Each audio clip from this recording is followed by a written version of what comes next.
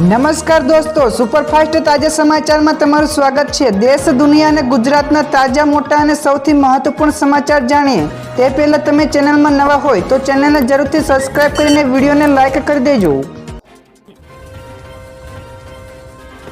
સૌથી પહેલા દોસ્તો આપણે વાત કરીએ તો ગુજરાત માટે આગામી 4 થી 5 દિવસ અતિ ભારે તો હવામાન વિભાગ દ્વારા ગુજરાતમાં આગામી 4 થી 5 દિવસ ભારેથી અતિ ભારે વરસાદની આગાહી કરવામાં આવી છે। તો અનેક વિસ્તારોમાં રેડ એલર્ટ પણ જાહેર કરવામાં આવ્યું છે। તો કેટલાક વિસ્તારોમાં છૂટોછવાયો વરસાદ પડવાની પણ આગાહી કરે છે। તો આજે સૌરાષ્ટ્રના દ્વારકા, પોરબંદર, જૂનાગઢ, અમરેલી, ગીર સોમનાથ તેમજ દક્ષિણ ગુજરાતમાં સુરત, તાપી, ડાંગ, નવસારી, દમણ, દાદરા નગર હવેલીમાં રેડ એલર્ટ જાહેર કરવામાં આવ્યું છે।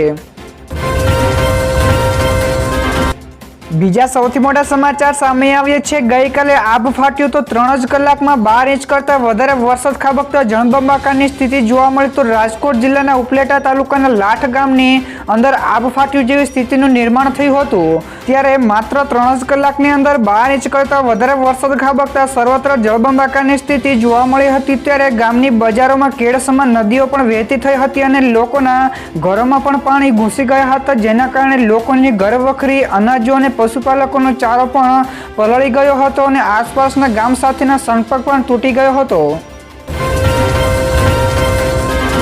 આગળ દોસ્તો વધુ એક સૌથી મોટા સમાચાર સામે આવ્યા છે। વરસાદને લઈને એલર્ટ જારી તો વરસાદી માહોલ વચ્ચે આવનારા 7 દિવસ માટે સમગ્ર રાજ્યમાં હળવાથી મધ્યમ અને અતિભારે વરસાદની આગાહી કરી છે। તો આ સાથે જ વરસાદને લઈને ભરૂચ, સુરત, નવસારી, વલસાડ, દમણ, દાદરાનગર હવેલીમાં રેડ એલર્ટ જાહેર કર્યું છે। તો વડોદરા, છોટાઉદેપુર, ડાંગ, તાપી, નર્મદામાં ઓરેન્જ એલર્ટ, તો અમદાવાદ, આણંદ, દાહોદ અને મહીસાગરમાં યલો એલર્ટ જાહેર કર્યું છે। તો આ સિવાય સૌરાષ્ટ્ર અને કચ્છમાં પણ રેડ એલર્ટ જાહેર કરાયું છે। તો માછીમારોને પણ દરિયો ન ખેડવાની સૂચના આપવામાં આવી છે। બીજા સૌથી અગત્યના સમાચાર સામે આવ્યા છે। વરસાદે ગુજરાતમાં બોલાવ્યા ભૂકા તો ગુજરાતમાં છેલ્લા 24 કલાક સુધીમાં 160 કરતાં વધારે તાલુકાઓમાં વરસાદ નોંધાયો છે, જેમાં સૌથી વધારે રાજકોટ જિલ્લાના ઉપલેટા તાલુકામાં 15 ઇંચ કરતાં વધારે વરસાદ નોંધાયો છે। તો આ સિવાય દ્વારકાના કલ્યાણપુરમાં 11 ઇંચ કરતાં વધારે, તો જૂનાગઢના માણાવદરમાં 8 ઇંચ, તો સુરતના પલસાણામાં 6.5 ઇંચ, જૂનાગઢના વિસાવદર અને સુરતના બારડોલીમાં 6.5 ઇંચ જેટલો વરસાદ નોંધાયો છે। તો જૂનાગઢના માળિયા હાટીના, દ્વારકા અને રાજકોટના ઉપલેટામાં પણ 6 ઇંચ જેટલો વરસાદ પડ્યો છે। તો ભારે વરસાદ વચ્ચે માણાવદર તાલુકામાં 1100 જેટલા લોકોનું પણ સ્થળાંતર થયું છે। બીજા સૌથી મહત્વપૂર્ણ સમાચાર સામે આવ્યા છે। પૂરની સ્થિતિને લઈને સમીક્ષા બેઠક યોજાઈ તો આસામમાં પૂરની સ્થિતિને લઈને સમીક્ષા બેઠક યોજાઈ હતી, જેમાં રાજ્યના 11 જેટલા જિલ્લાઓ અસરગ્રસ્તોની સંખ્યા ઘટીને 95,000 થઈ ગઈ છે। તો આ દરમિયાન પ્રધાન બિસ્વા શર્માએ કહ્યું હતું કે તેઓ વડાપ્રધાન નરેન્દ્ર મોદીને મળ્યા હતા। તો સીએમ શર્માએ આ અંગે ટ્વિટર પર પણ કહ્યું કે મને વડાપ્રધાન મોદીના આશીર્વાદ અને માર્ગદર્શન લેવાનો લાહવો મળ્યો અને ચાલુ વિકાસ કામોની સ્થિતિ અંગે પણ ચર્ચાઓ કરી હતી। તો દોસ્તો ફટાફટ આ સિવાયના બીજા સમાચારની આગળ વાત કરવામાં આવે તો ઘેડ વિસ્તારોમાં 15 થી વધારે ગામો સંપર્ક વિહોણા બન્યા છે। જ્યાં દોસ્તો રાજ્યમાં વરસાદી માહોલ બરાબરનો જામ્યો છે, ત્યારે ખાસ કરીને સૌરાષ્ટ્રમાં ભારે વરસાદ ખાબકી રહ્યો છે। તો ભારે વરસાદથી ઘેડ વિસ્તારના 15 થી વધારે ગામો સંપર્ક વિહોણા થયા છે। તો જેમાં કાસાબળ, ક્ષત્રવા, જમરા, મહિયારી, ભોગસર, દર્શન, કલવાકા, તરખાઈ જેવા ગામ સહિતના 15 જેટલા ગામો સંપર્ક વિહોણા બન્યા છે। તો ગ્રામજનો મુશ્કેલીમાં પણ મુકાયા છે। તો કેશોદમાં પણ આવેલા શેરગઢમાં છેલ્લા 1 કલાકમાં 5 ઇંચ કરતાં વધારે વરસાદ ખાબક્યો હતો। તો દોસ્તો આગળ વધુ એક સૌથી મહત્વપૂર્ણ સમાચાર સામે આવ્યા છે। બજેટ પહેલા જ સોના ચાંદીના ભાવ તૂટ્યા તો જ્યાં દોસ્તો બજેટ પહેલા જ સોના ચાંદીના ભાવ તૂટ્યા છે। તો અધિકૃત વેબસાઇટ iBazaar.com અનુસાર 999 પ્યોરિટી વાળા 10 ગ્રામ સોનામાં ગઈકાલે ઓપનિંગ રેટમાં 234 રૂપિયાનો ઘટાડો જોવા મળ્યો હતો। તો હાલમાં ભાવ 73,006 રૂપિયા પ્રત્યે પહોંચ્યો છે। તો સોનું 73,240 રૂપિયાની સપાટી ઉપર ક્લોઝ થયું હતું, જ્યારે 916 પ્યોરિટી વાળા 10 ગ્રામ ગોલ્ડમાં 214 રૂપિયાનો ઘટાડો જોવા મળ્યો છે અને ભાવ 66,874 રૂપિયાના સ્તરે પહોંચ્યો છે। તો તો દોસ્તો ઝડપથી આગળના બીજા સૌથી મોટા સમાચાર સામે આવ્યા છે। બંગાળની ખાડીનું લો પ્રેશર મધ્યપ્રદેશથી ગુજરાતમાં આવશે। તો હવામાન વિભાગે ગુજરાતમાં સુરત અને સૌરાષ્ટ્ર સહિતના અનેક બધા વિસ્તારોમાં ધોધમાર વરસાદની આગાહી કરી છે। તો આ આગાહી પ્રમાણે મેઘરાજા સટાસટી બોલાવશે। તો બીજી બાજુએ દ્વારકા અને પોરબંદરમાં પણ એક જ દિવસમાં 15 ઇંચ કરતાં વધારે વરસાદ ખાબક્યો છે। તો બંગાળની ખાડીમાં સર્જાયેલું લો પ્રેશર મધ્યપ્રદેશ થઈને ગુજરાત તરફ આગળ વધી રહ્યું છે। તો આજથી લઈને 26 થી 27 જુલાઈ સુધી સતત 5 થી 6 દિવસ માટે ઉત્તર અને મધ્ય ગુજરાતમાં અતિભારે વરસાદની આગાહી કરવામાં આવી છે। તો દોસ્તો ત્યાર પછીના બીજા સૌથી અગત્યના સમાચાર સામે આવ્યા છે। જૂનાગઢના 12 કરતાં વધારે ડેમોમાં પાણીની પુષ્કળ આવક નોંધાઈ રહી છે। જ્યાં દોસ્તો જૂનાગઢ જિલ્લામાં ધોધમાર વરસાદ પડી રહ્યો છે, ત્યારે જિલ્લાના 12 કરતાં વધારે ડેમોમાં પાણીની પુષ્કળ પ્રમાણમાં આવક નોંધાઈ રહી છે। તો ઓજત 2 ડેમના 4 દરવાજા ખોલાય છે, તો ઓજત વંથલી ડેમના પણ 12 દરવાજા ખોલાય છે। તો ઓજત સારપુરના ડેમના પણ 10 દરવાજા ખોલવામાં આવ્યા છે, તો સાવલી ડેમના પણ 9 દરવાજા ખુલ્લા મૂકવામાં આવ્યા છે। તો હાલ ડેમમાં 10,000 ક્યુસેક પાણીની આવક નોંધાઈ રહી છે। ત્યાર પછીના દોસ્તો આગળના બીજા સૌથી મોટા સમાચાર સામે આવ્યા છે। મુંબઈમાં ભારે વરસાદ, તો 36 જેટલી ફ્લાઇટો રદ કરાઈ। જ્યાં દોસ્તો મુંબઈમાં ભારે વરસાદથી જનજીવન અસ્તવ્યસ્ત થયું છે। તો ભારે વરસાદના કારણે ગઈકાલે 36 જેટલી ફ્લાઇટોને રદ કરી દેવામાં આવી હતી। તો મુંબઈ મહાનગરપાલિકાએ જણાવ્યું છે કે ગઈકાલે સાંજે 4 વાગ્યા સુધીમાં કુલ 82 મીમી વરસાદ પડ્યો છે। તો પાણી ભરાઈ જવાના કારણે અનેક રસ્તાઓ પર ટ્રાફિક જામ પણ થયા છે। ત્યારે આ પહેલા પણ 15 જેટલી ફ્લાઇટોને પણ અમદાવાદ તરફ ડાયવર્ટ કરવામાં આવી હતી।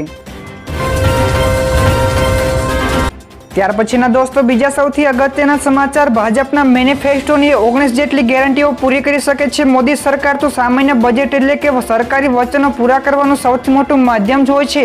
તો લોકસભાની ચૂંટણી પહેલા ભાજપે પોતાના ઘોષણાપત્રમાં મોદીની ગેરંટીના નામે સેંકડો વચનો પણ આપ્યા હતા। ત્યારે આ બજેટમાં મધ્યમ વર્ગના લોકોની ઘણી એવી આશાઓ પણ રહેલી છે। ત્યારે બજેટમાં મોદી સરકાર ભાજપના મેનિફેસ્ટોની 19 જેટલી ગેરંટીઓ પૂરી કરી શકે છે।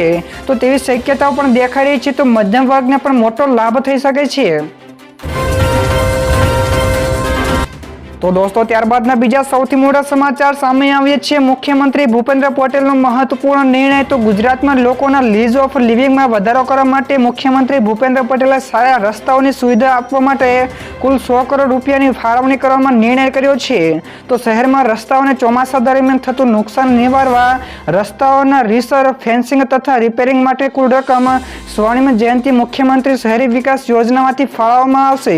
તો આ યોજના માટે મુખ્યમંત્રી શહેરી સડક યોજના હેઠળ 157 નગરપાલિકાઓને ગ્રાન્ટ મળશે।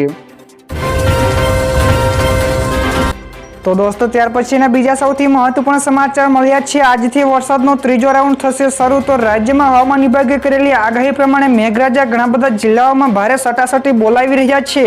ત્યારે ઉત્તર ગુજરાતમાં અત્યાર સુધીમાં ખૂબ જ ઓછો વરસાદ થયો છે। ત્યારે વરસાદના પ્રથમ અને બીજા રાઉન્ડમાં સાર્વત્રિક વરસાદ અને ભારે વરસાદ ન થતાં વરસાદની ઘટ પ્રવર્તી છે। જો બંગાળની ખાડીમાં સર્જાયેલી સિસ્ટમના કારણે આજથી જ રાજ્યમાં વરસાદના ત્રીજા રાઉન્ડની શરૂઆત થશે અને ઉત્તર ગુજરાતમાં પણ સારા વરસાદ આશા રહેલી છે।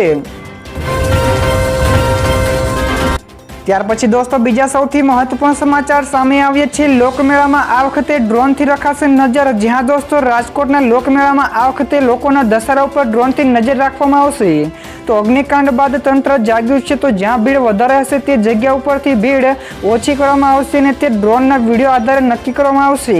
તો પ્રથમ વખત લોકમેળામાં અંડરગ્રાઉન્ડ વીજ વાયર નાખવામાં પણ આવશે તેવી માહિતી પીજીવીસીએલના સુપ્રિન્ટેન્ડન્ટ એન્જિનિયરે જેબી ઉપાધ્યાયે આપી હતી। ત્યાર પછી દોસ્તો આગળના બીજા સૌથી મહત્વપૂર્ણ સમાચાર સામે આવ્યા છે। નાણામંત્રીએ લોકસભામાં આર્થિક સર્વે રજૂ કર્યો છે। તો નાણાકીય વર્ષ 2023-24 માટે આર્થિક સર્વે રજૂ કરવામાં આવ્યો છે। તો જે સર્વે અનુસાર નાણાકીય વર્ષ 2024-25માં ભારતનું જીડીપી 6.5% લઈને 7% રહેવાનો અંદાજ છે। તો ફુગાવાનો દર 4.5% રહેવાનો અંદાજ મુકાયો છે। આ સિવાય નાણાકીય વર્ષ 2025-26માં ફુગાવાનો દર 4.1% રહેવાનો અંદાજ છે। તો અર્થતંત્રને વેગ આપવા માટે આર્થિક સર્વેમાં જે પણ સૂચનો આપવામાં આવે છે। ત્યાર પછી ફટાફટ દોસ્તો આગળના બીજા સમાચારની વાત કરવામાં આવે તો શેર બજારમાં ગઈકાલે ઘટાડા સાથે બંધ થયું હતું. તો ગઈકાલે એટલે કે 22 જુલાઈના રોજ શેર બજાર ફ્લેટ ટ્રેન્ડિંગ જોવા મળ્યું. તો સેન્સેક્સમાં 102 પોઈન્ટના ઘટાડા સાથે 80,502 અંક ઉપર બંધ રહ્યો હતો, જ્યારે તે જ સમયે નિફ્ટીમાં પણ 21 પોઈન્ટનો ઘટાડો થતાં તે 24,509ના સ્તરે બંધ થયો હતો. તો સેન્સેક્સના 30 શેરોમાંથી 15 શેરોમાં ઉછાળો અને 15માં ઘટાડો જોવા મળ્યો હતો. ત્યારબાદના દોસ્તો બીજા સૌથી મોટા સમાચાર સામે આવ્યા છે. સાઉદી અરેબિયાનો મોટો નિર્ણય, ભારતીયોની મુશ્કેલી વધી છે. જ્યાં દોસ્તો સાઉદી અરેબિયાએ એક મોટો નિર્ણય લીધો છે જેની અસર ભારતીયો ઉપર થશે. તો સાઉદી અરેબિયાએ ખાનગી ક્ષેત્રની એન્જિનિયરિંગ નોકરીઓમાં ત્યાંના નાગરિકો માટે 25% અનામતની જાહેરાત કરી છે. તો ગઈકાલે આ નિયમ લાગુ થઈ ગયો છે. તો સ્થાનિક લોકોને રોજગારીને પ્રાથમિકતા આપવા માટે આ નિર્ણય કરાયો છે. તો દર વર્ષે મોટી સંખ્યામાં ભારતીયો સાઉદી અરેબિયામાં નોકરી માટે જાય છે. તો આ નિર્ણયથી તેમની મુશ્કેલીઓમાં વધારો થયો છે.